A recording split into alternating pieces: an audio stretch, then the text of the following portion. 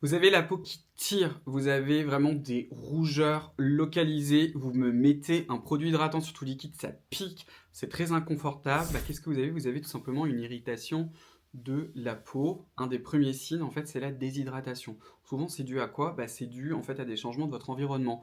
Donc là, typiquement, si vous vivez en France métropolitaine, en particulier un peu plus dans le nord ou carrément à la montagne, il fait froid en fait, hein. Et quand le temps est beaucoup plus froid, il est très desséchant, donc du coup on a vraiment la peau qui tiraille, qui est très très inconfortable.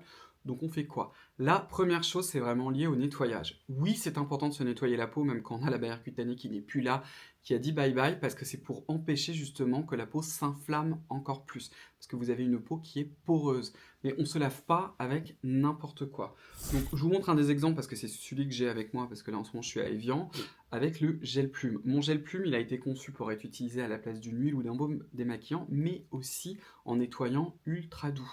Donc comment vous faites en fait? Vous l'appliquez d'abord sur visage sec. Vous massez bien du bout des doigts pendant une bonne minute.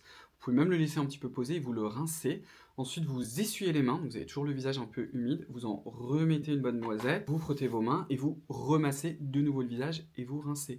De cette façon-là, vous aurez la peau bien propre, mais surtout pas du tout irritée. Une alternative, si vous le souhaitez, en supermarché, c'est le nettoyant Mixa Confort. Deuxième chose, il faut absolument arrêter tous les produits qui sont exfoliants, les rétinoïdes, sauf peut-être si vous les utilisez depuis 2 millions d'années, la vitamine C, le L-ascorbic acide, ça c'est absolument non. Qu'est-ce qu'on fait en fait?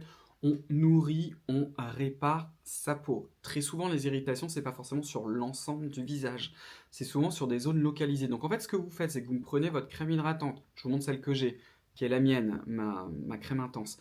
Vous l'appliquez sur l'ensemble du visage, mais en couche beaucoup plus généreuse. Et sur les zones en fait qui sont ultra irritées, souvent autour des joues, autour du nez si vous êtes beaucoup mouché, vous m'en remettez une couche. Même si ça picote, c'est pas grave. En général, celle-ci, elle pique pas tellement, hein, mais ça peut arriver avec certaines crèmes. Vous la remettez bien dessus, hein. On évite les crèmes avec du parfum.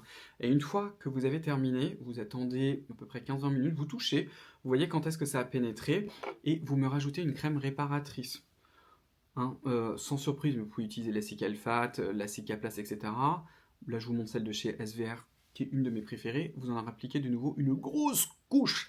Et si ça suffit pas, vous sortez l'artillerie lourde, Bepanthen pommade, bam, bam. Alors oui, c'est pas glamour, oui, ça colle, mais vous allez voir à quelle vitesse votre barrière cutanée va se réparer. Et surtout, on n'oublie pas la crème solaire le lendemain matin. Au revoir.